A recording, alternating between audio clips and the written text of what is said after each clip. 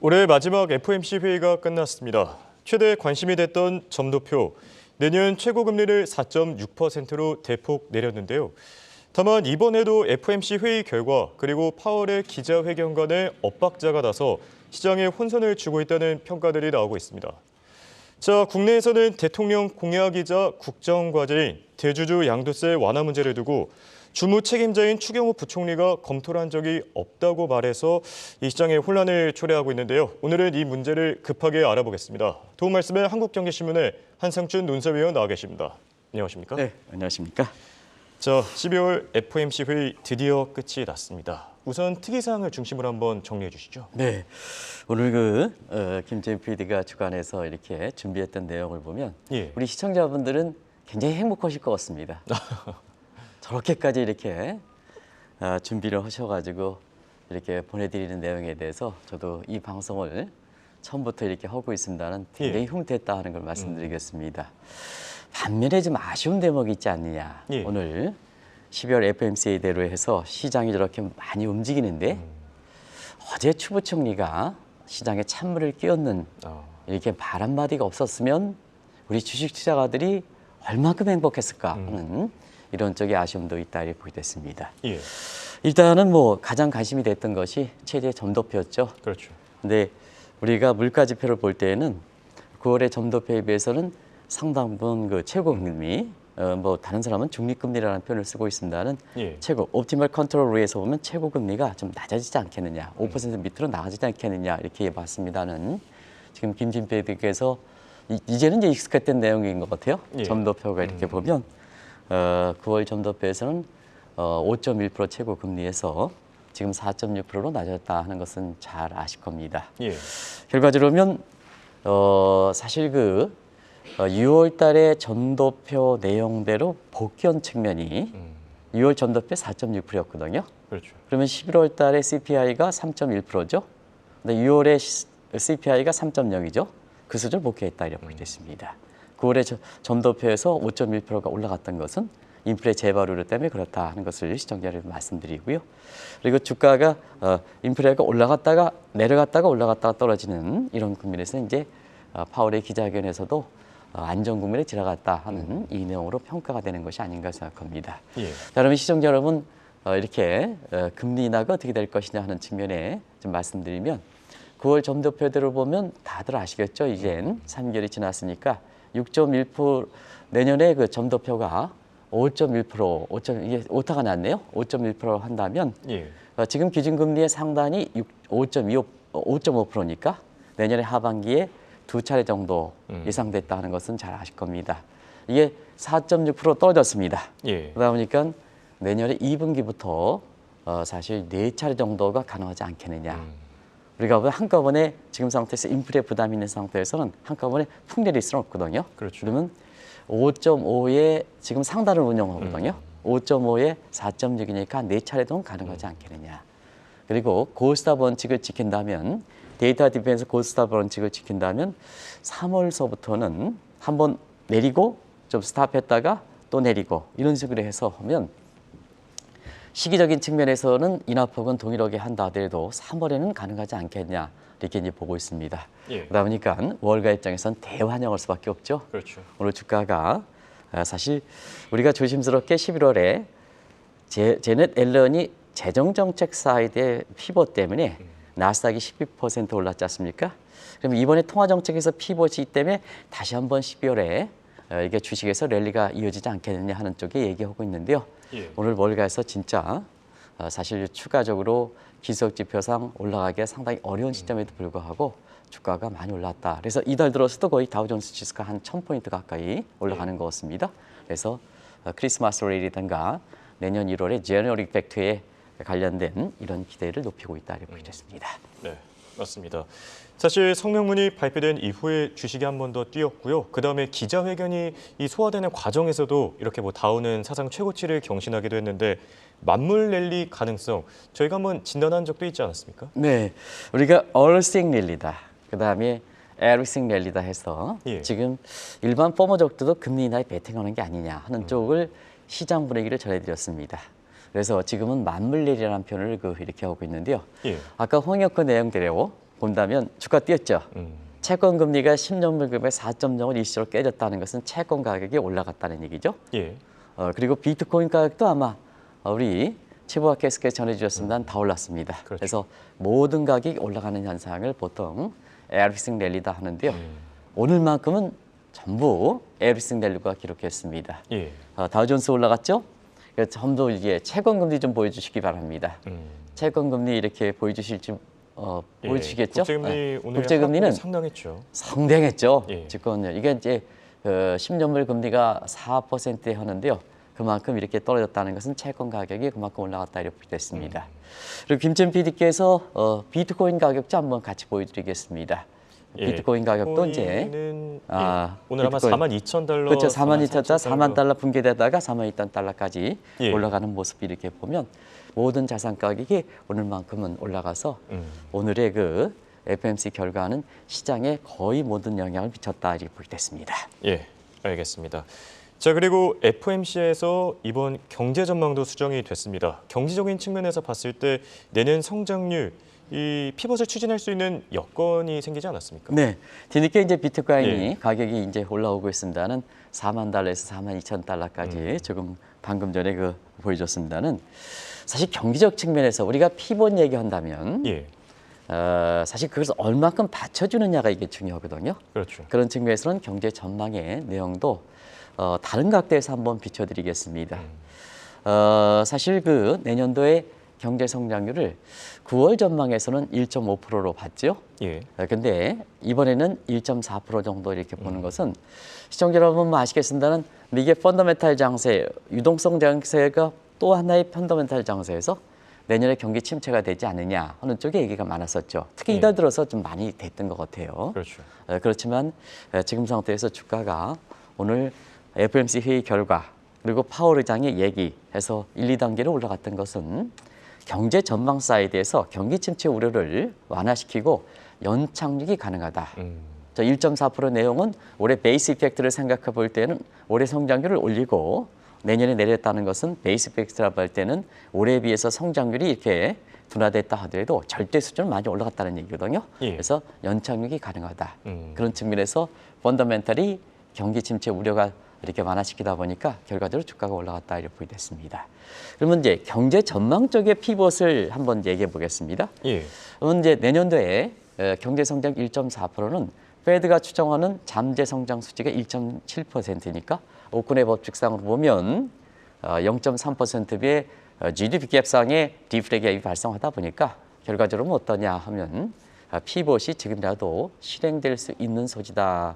자막이 좀 늦게 나오고 있습니다는 이렇게 지금 자막을 돌려보면 지금 말씀드렸던 내용을 다들 아실 겁니다. 예, 그러면 통화정책의 생명은 프리엠프티브 선제성이지 않습니까? 그러니까 내년에 연착륙이 되지만 GDP 갭상으로 보면 마이너스 0.3%포인트의 디플레이션이 발생한다면 지금부터라도 조정해야죠. 그렇죠. 지금부터라도 조정해야죠. 통화정책의 시차가 1년 정도니까. 예. 그다음에 그러니까 오늘 FOMC의 피벗 시사, 그다음에 파월 의장도 피벗 비슷하게 시작하지만 불안한 요인도 이런 게 있는데 근데 경제 전망 사이드에서 그래도 받쳐주니까 과거 9월까지는 FOMC의 경제 전망이 받쳐주지 못하는 미스매치 상태에서 예. 이번에는 그 미스매치 상태를 해소시켰다는 측면에서 시장의 신뢰가 강하게 돼서 위험 자산에 대한 심리가 강하게 올라갔다 이렇게 됐습니다. 네. 그리고 오늘 시장을 보면요. 사실 예전에는 성명문이 발표된 이후에 주가가 올랐다가 파월 의장의 발언 직후에 하락하는 그런 추세 경향을 보였었는데 오늘은 그런 게 전혀 없었습니다. 끝까지 잘 오르던데요. 두 가지 내용이지 않냐 생각합니다. 예. 일단은 FOMC의 내용이 사실 그 보다 피벗을 강하게 시사했지 않습니까? 전도표상으로. 그렇죠. 근데 사실 이러다 보면 인플레 이렇게 안정시키는 이런 제1선 목표가 약화될 가능성이 있거든요. 예. 그래서 피벗 입장에서는 FOMC 발표문의 뉘앙스보다는 좀 더 매파 기조를 유지했다 이렇게 됐습니다. 그래서 시장의 혼선을 초래하는 이런 상태인데요. 그림 좀 그려주지 마시고요. 다우존스 계속 보여주지 마시고 자막 좀 보여주시기 바랍니다. 자막을. 그래야지 시청자분이 더 알 수 있지 않냐 생각합니다. 예. 그러다 보니까 사실 노동시장 문제가 지금 문제가 되거든요. 우리가 보면 노동시장의 완전 고용 조건이 페드 입장에서는 3.4에서 3.7%거든요. 그렇죠. 근데 지금 최근에 또 실업률 한번 보겠습니다. 오락가락했죠. 9월달 3.8%에 10월달은 3.9% 조금 벗어나다가 노동시장이 느슨했다가 이번에 발표했던 게 3.7%죠. 그런 상태에서 파월 의장 입장에서는 명확하게 시장에서 기대하고 있는 월가 기준금리 인하의 부분에 대해서는 예. 사실 이 부분에 대해서는 명확한 입장을 가질 수가 있는 상황은 아니죠. 그렇기 때문에 매파 신중한 반응도 오늘 나온 배경이죠. 근데 문제는 그렇습니다. 시장은 얼만큼 믿을 것이다 하는 측면에서 그렇죠. 과거에 파월 의장이 이 노동시장도 그렇고 인플레도 그렇고 경기 전망도 그렇고 오락가락하는 측면에서 사실 이번에는 시장에서 무시하는 분위기다. 무시하는 분위기다. 그러다 보니까 파월의 기자회견에서도 과거에는 FOMC 회의 결과가 나오면 사실 주가가 올랐다가 예. 파월이 발언이 나면 주가가 떨어지는 것이 1년 전의 모습이었거든요. 그랬었죠. 근데 이번 같은 경우에는 시장이 무시하다 보니까 FOMC 그리고 사실 파월이 과거보다는 인플레가 잡혔다는 이런 정점론이 제기되는 상태에서 파월 의장의 신뢰성이 떨어지다 보니까 전망도 받쳐주고 점도표도 받쳐주니까 다시 한번 파월의 기자회견에 종전과 같은 떨어지는 게 아니라 다시 한번 올랐다고 보이겠습니다. 네. FOMC 회의의 관전 포인트들 좀 자세하게 들여다봤고요. 사실 이제 ECB 그리고 BOE 통화정책 회의들이 계속 예정돼 있습니다. 슈퍼위크라고 볼 수 있는데 FOMC 회의 결과 어떤 영향을 줄 것 같습니까? 이번에 12월의 FOMC 결과는 다른 국가들이 오늘 사실 목요일에 슈퍼데이가 있지 않습니까? 예. ECB라든가 이런 측면에서 전부들 오늘 내일에 걸쳐서 26개의 중앙은행들이 회의가 되는데요.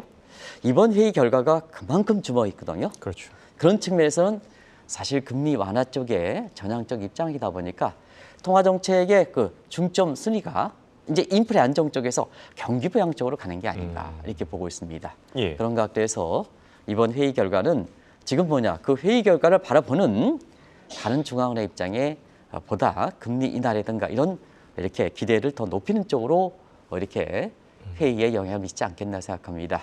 그래서 선진국 주요 은행들은 지금 당장 기준금리를 내릴 수는 없죠. 여러 가지 여건상 보면. 그러나 내년에 기준금리 인하라든가 시기라든가 폭을 좀 앞당기지 않겠느냐. 그래서 ECB가 바로 회의가 열리는데요. 예. 사실 내년 3월이나 4월에 ECB가 그 금리 인하 시기를 좀 앞당기는 게 아니냐. 그만큼 10월 대비해서 물가가 굉장히 안정돼 있기 때문에 그런 측면의 예상을 좀 해볼 수가 있고요. 중나기 국가들은 지금 보다 경기 부양 쪽으로 이렇게 가고 있습니다. 그렇죠. 어제 아르헨티나에서 페소 가치를 50% 이상 평가 절하했습니다. 평가 절하했다는 수출 증대를 통해서 경기 부양하겠다는 무게를 실리는 거거든요. 예. 중남미 국가들 핑크타이드가 물결하는 상태에서 좌파 포퓰리즘에서 경제 고통난이 심한 상태에서 이렇게 보면 경기 부양 쪽에 더 주력하는 양상에서 결과적으로 보면 브라질 국채라든가 투자하신 분들이 대단히 호재가 되지 않겠나 하는 생각이 듭니다. 그리고 아르헨티나의 테크니컬 디폴트 국채에 빠진 상태에서 보면 예. 밀레이가 들어올 때 이 부분에 대해서는 2014년에 아르헨티나 국채라든가 이런 측면에 투자해서 대박이 난 것처럼 중남미 핑크타이드가 물결이 되는 상태에서는 중남미 중앙은행들이 금리 인하 쪽으로 페소가 절하가 되려면 역시 금리는 내려줘야 되거든요. 그렇죠. 그런 각도에서 작용하지 않겠나 이렇게 보고 있습니다. 다만 이제 러시아가 노르웨이가 문제다 하는 것을 좀 말씀을 드렸고요. 예. 그리고 다음 주에 BOJ도 아. 지금 상태에서는 출구 전략을 추진하기는 어렵지 않겠는 생각합니다. 이 FMC에서 금리 인하 쪽으로 밀어주셨으니까 BOJ 입장에서는 아직 경기가 완전히 이게 회복되지 못한 상태에서는 홀로 도야청청 출구 전략해서 마이너스 금리에 탈출하기는 어렵지 않겠나 이렇게 보고 있습니다. 다만 이렇습니다. 이렇게 급변하는데 예. 뭐가 급하다고 한국은행의 금통위는 벌써 마무리됐습니까? 마무리됐습니까? 뭐다 급하다고 지금 MZ세라든가 소상권 입장에서는 예. 그렇습니다. 그다음 11월 마지막 회의 어떻게 하겠습니까? 기준금리 동결 속에 금통위원들 6사람 중에 4명이 아직도 매파 기조를 유지한다. 그랬었죠. 그 얘기를 했을 때 MZ세대과 소상공 인장에서는 얼만큼 선했습니까? 자, 우리가 이게 중심통화 국가도 아닌데 예. FOMC 회의 결과 이 내용 보고 지금 MZ세대과 소상공 입장에서는 굉장히 환영을 하고 좀 마음의 안도가 있는데 금통위는 마지막으로 먼저 끝내버렸으니까요. 이게 좀 아쉬운 대목이다. 그래서 아까 추경호 부총리의 말 한마디와 한국은행이 이렇게 금통위를 먼저 끝낸 것은 굉장히 우리 국민 입장에서는 지금 여러 가지로 뭐 아쉽다 하는 것을 꼭 좀 말씀드리겠습니다. 예.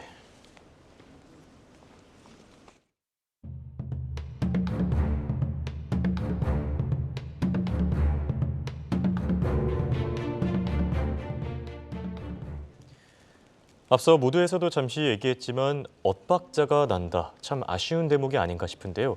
자, 시장과 파월의 엇박자처럼 지금 대주주 양도세 완화 문제를 두고 추경호 부총리 그리고 이 시장 간의 엇박자가 나오고 있지 않습니까? 네, 오늘 뒤쪽에 한국경제신문의 그 조일은 요새 뭐 굉장히 그 많이 평가를 많이 받으시는 분이죠. 예. 우리 사설의 탑입니다. 국정과제, 주식 양도세 대주제 기준 완화 미루는 이유가 뭔가 이 대목을 이렇게 가져왔습니다. 예. 저도 이 사설에 대해서는 전적으로 공감합니다. 사실 대주주 양도세 문제, 이 문제에서는 대통령의 공약사항입니다. 또 예. 국정과제입니다.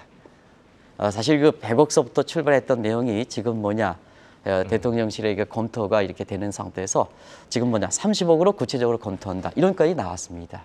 그럼 일반적으로 거기에 해당되는 사람은 과거와 달리 지금 보유 물량을 갖고 있는 상태 아니겠습니까? 그렇죠. 이런 상태에서 추 부총리가 어제 검토한 적이 없다. 김치현 PD께서 이 대목은 굉장히 중요한 대목이니까 자막을 돌려주시기 바랍니다.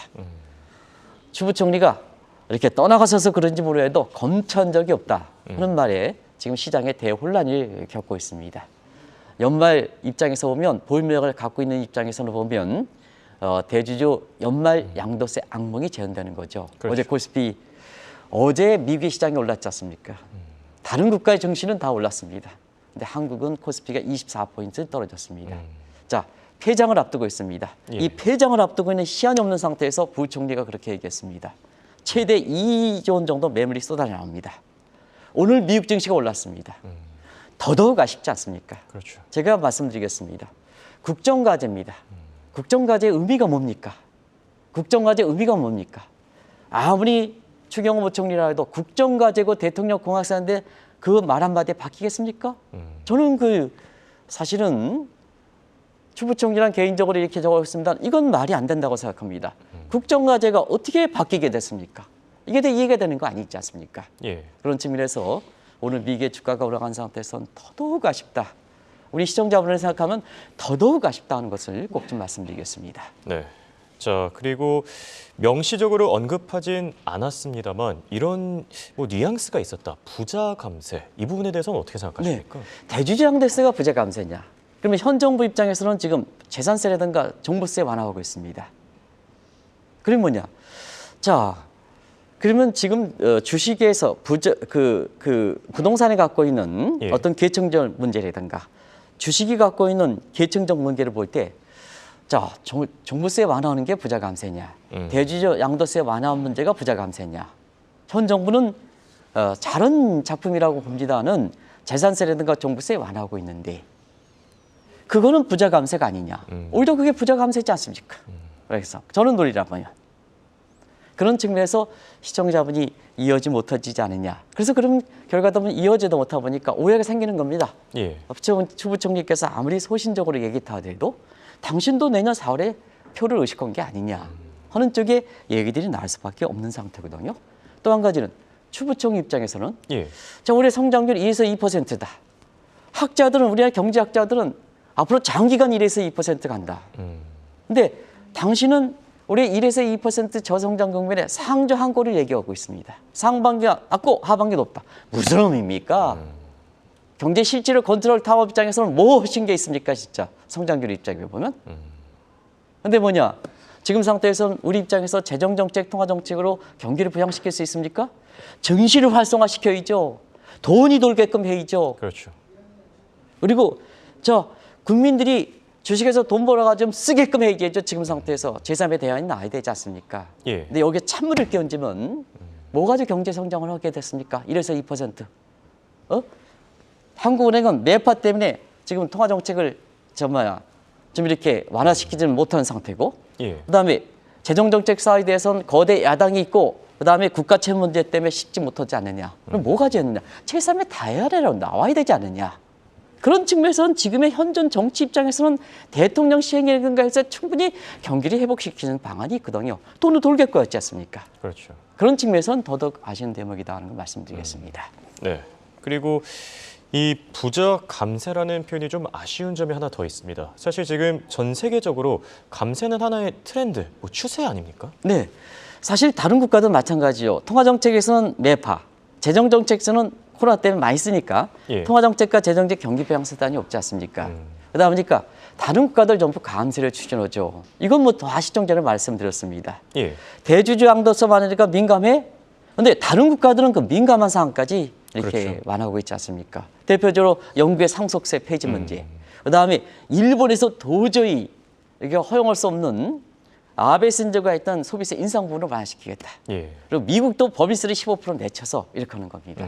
근데 다른 국가들은 이렇게 감세를 통해서 경기를 부양하는 제3의 수단을 하고 있는데 한국은 뭐냐? 한국은 조금만 이렇게 말이 일치가 되면 대주주 양대화인데 우리 한국경제신문의 사설과 마찬가지로 국정을 지키고 대통령 공약상을 지킨다 하는 측면에서는 충분히 돈을 돌게끔 할 수 있는 경기 부양수단까지 어떻게 한 나라의 실질적으로 경제 컨트롤 타워를 하고 성장률도 1에서 2% 낮은 수준에 가는 상태에서 이것까지 찬물을 끼얹느냐. 아마 시청자 여러분이 그 답은 잘 아실 거로 생각합니다. 예, 알겠습니다. 자, 결론을 맺어보겠습니다. 사실 우리 경기 그리고 증시 활성화를 위해 굉장히 필요한 부분입니다. 그런데 정치적 이유로 이렇게 물 건너 간다면은 올해 연말에는 부작용 상당히 크지 않겠습니까? 상당히 크게 되겠죠. 왜냐하면 모든 정책은 타이밍이 중요하고 그다음에 정책 간의 조화 문제가 됩니다. 그렇죠. 개인을 위해서 공매도 문제를 개선시키겠다. 대주주 양도 문제 개인을 위해서 하는 거 아니겠습니까? 같이 가죠, 있죠. 하나는 긍정적으로 검토하고 하나는 안 가겠다. 이게 정책 조화가 무슨 일이냐. 그러면 정책 간에 좀 당신네들이 충분히 협의했느냐, 관련자들이 실무에 충분히 협의했느냐 하는 문제가 국민들 입장에서 비춰질 수 없지 않습니까? 예. 그리고 뭐든지 타이밍이 중요하지 않습니까? 내년에 미뤄, 작년에도 미뤘지 않습니까? 내년에 미뤄 총선 끝나면 어떻게 하겠습니까? 여기 경우에 따라서는 총선에 여당이 패배할 때는 어떻게 하겠습니까? 랜덤 때 이런 때 가죠. 뭐든지 그렇죠. 타이밍이 중요하지 않습니까? 개인 입장에서는 지금 혼선이 비칠 수밖에 없습니다. 아예 애초부터 안 한다 그러면 보유 물량을 조정해야 되는데 한다 그랬으니까 뭐냐 지금 보유 물량 왕창 갖고 있는 거죠. 그렇죠. 그러다 보니까 그래 안에 어차피 쏟아내리지 않습니까? 그러면 배당 안 줘요. 안 받아요. 못 받아요. 거래소 또 부담이 높아요. 그리고 자 기관과 외국 입장에서는 그래 보유 물량 쏟아질 수밖에 없어. 그러면 공매도 쳐. 악용 수단이 되는 거죠. 그렇죠. 이런 측면에서 사실상 지금 오늘 인사청문회에 오는 최상무 차기 부총리께서는 이 문제에 대해서 전임자가 아직 전임자는 아니지만 전임자가 이 문제에 대해서는 좀 정리 좀 해주실 필요가 있다는 걸 꼭 좀 말씀드리겠습니다. 꼭 좀 말씀드리겠습니다. 국정과제입니다. 국정과제가 부총리 말 한마디에서 바뀐다는 것은 그 국정과제가 아니겠죠. 우리 사설 한번 보시겠습니다. 사설. 국정과제 대주주 양대가 기존에가 왜 미뤄지는가 하는 국정과제입니다. 다시 한번 국정과제입니다. 최상무 부총리 신임 부총리께서 잘 할 거로 마지막으로 기대를 해보겠습니다. 네, 알겠습니다. 지금까지 도움 말씀에 한국경제신문의 한상춘 논설위원이었습니다. 네, 고맙습니다. 네, 고맙습니다.